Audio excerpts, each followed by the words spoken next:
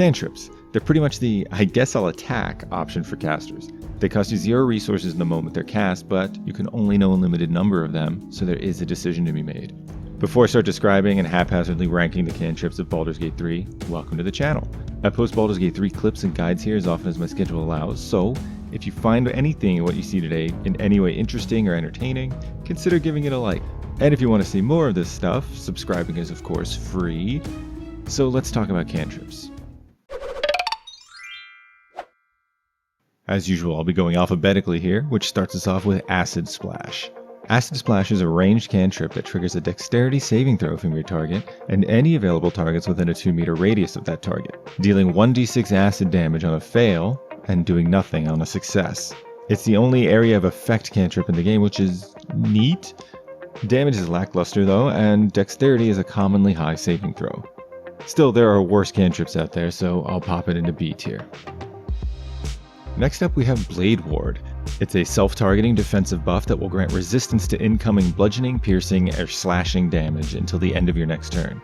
It costs an action, so you will most likely be doing no damage yourself this round. You can extend its duration with the Sorcerer's Meta Magic, and it's actually pretty useful if, say, you have a certain spell that damages creatures who attack you, so long as you have the temporary hit points granted by this certain spell. It's highly situational, but it's not utterly useless, so this is another B tier cantrip. Chill Touch is neither a touch nor a cold cantrip. You make a ranged attack roll against your target, dealing 1d8 necrotic damage upon a hit, and applying a 2-turn debuff which disallows them from regaining hit points in any manner. If the target's undead, it'll also impose disadvantage on their attack rolls for the duration of this effect.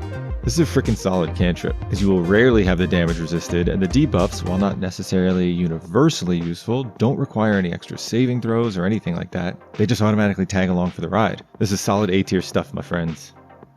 Dancing Lights will manifest a group of lights that perhaps dance around, giving off light as an item with the light spell cast on it, except you don't need to target an item with Dancing Lights. You do, however, need to use up your concentration to maintain its effects. Still, this is a great way to remove disadvantage from your ranged attackers, as even those with dark vision seem to suffer from the target is obscured by shadows effect quite often. Situational, but useful enough for A tier. If you're a warlock, you're probably well acquainted with Eldritch Blast. And that's the thing. It's great when you're a warlock. You can tag on invocations like Agonizing Blast for more damage, Repelling Blast to yeet someone off a cliff, and if you aren't a warlock, you can deal 1d10 of a pretty good damage type.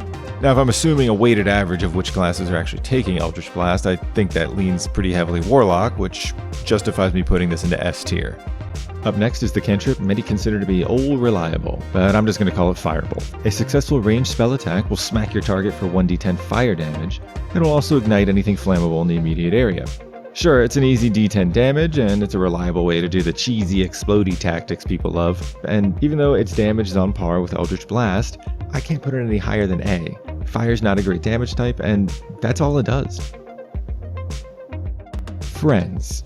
This cantrip will do roughly what you may be using Charm for, to get advantage on charisma checks against the target. There are some differences though. Friends requires the target to be non-hostile. However, Friends does not require a saving throw. It just works. Great, huh?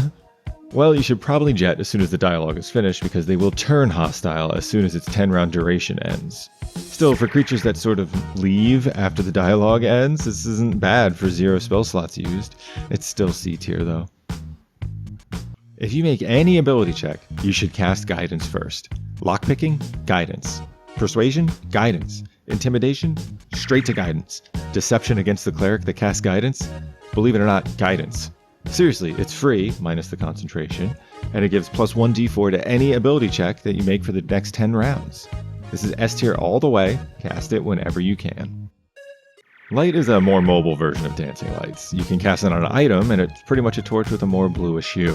Cast it on a person, and it automatically targets their equipped weapon. No longer will Azel whiff away with her longsword in the darkness, because she's got light now. The best part? 0 concentration. However, it's a bit difficult to hide when you're glowing. If you can afford to use the concentration, Dancing Lights will just illuminate a general area for everyone.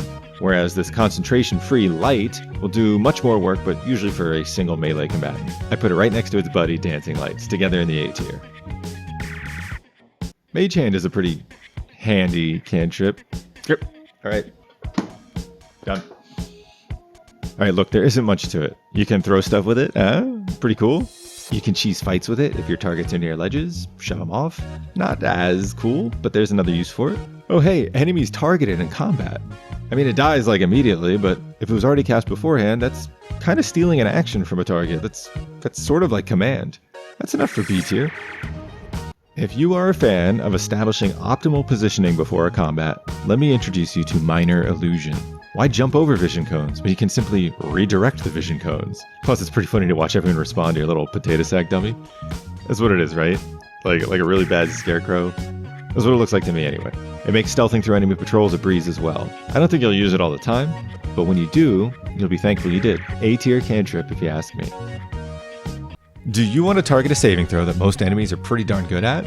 Do you want to cast a cantrip whose name implies it might spray an area of effect, only to find out it's a single target spell?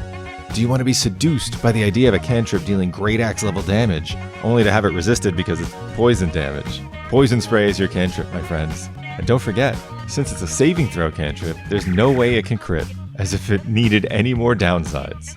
C tier. Produce Flame will cost you an action to cast and an action to toss it, except for tossing it on the turn in which you cast it. Basically, you can cast and toss as an action, tossing optional, or toss as an action on a subsequent turn, also optional. Alright, it's really not that confusing, but listen, when you're not lobbing it at your preferred target for 1d8 fire damage with a successful attack roll, it's like holding a heatless, concentration-free torch in your hand. I think you've got better options for damage as far as druid cantrips go, but you've definitely got worse options too, which kind of sounds like I'm describing a B tier cantrip. When you cast Ray of Frost, you make a ranged attack roll and deal 1d8 cold damage to a target when you succeed. You also reduce the target's movement by 3 meters and freeze any adjacent water surfaces, which can result in making that same target, as well as others, drop prone. There are definitely better cantrips out there in terms of raw damage, but please focus on that movement debuff for a little bit. Minus 3 meters alone is a pretty good debuff to apply to somebody. But what if they fell prone as well by freezing the blood or the water around them? If a melee combatant can get to them in time, that's advantage on their attack roll.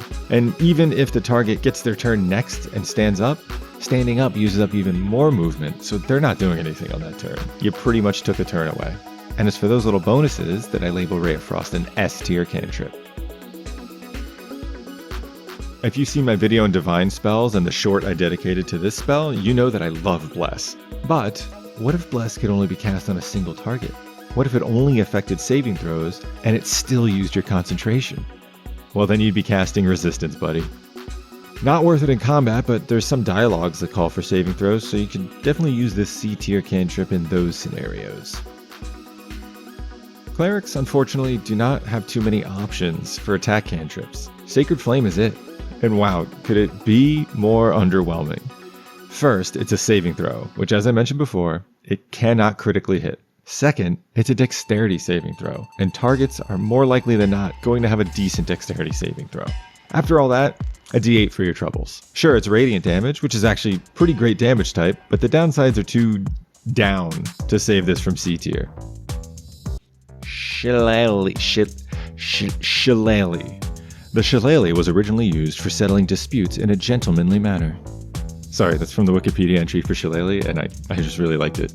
Anyway, the Cantrip Shillelagh will imbue a quarterstaff, a club, or a great club with an enchantment that not only changes its damage to 1d8 plus your spellcasting modifier, but will actually have the attack roll depend on your spellcasting modifier as well. Look, there's better cantrips out there for sure, but as a druid, if you're not wild shaping, you'll be handedly whacking creatures in the face with this. It's also 0 concentration, so this is solid A tier.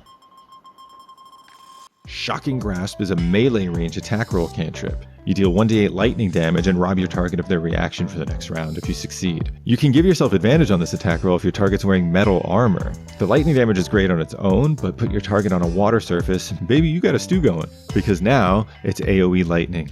Don't like that as melee? Well, like I said, your target won't be taking any reactions this round if you succeed, so after you zap him, you can go ahead and bolt. Let's see what I did. It's A tier, pretty situational, but extremely good.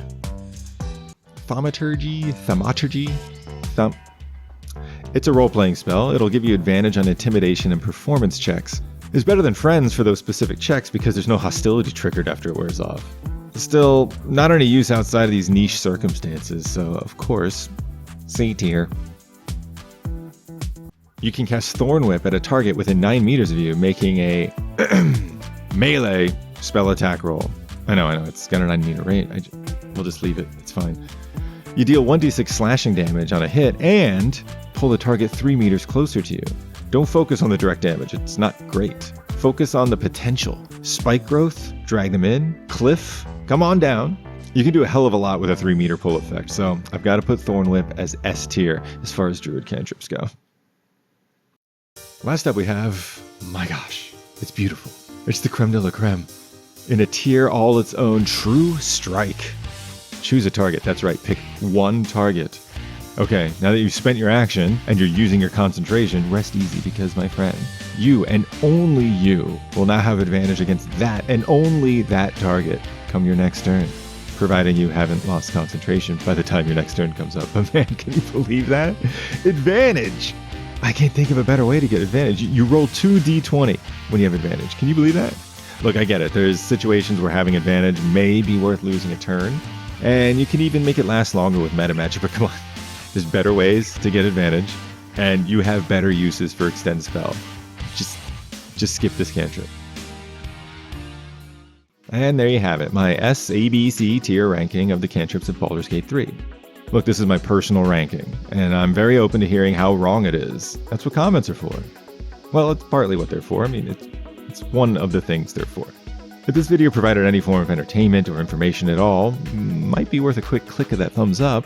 Might not. You decide.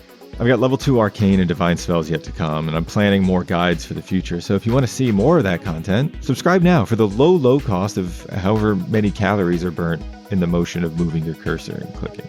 Bye for now, and thanks for sticking around till the end.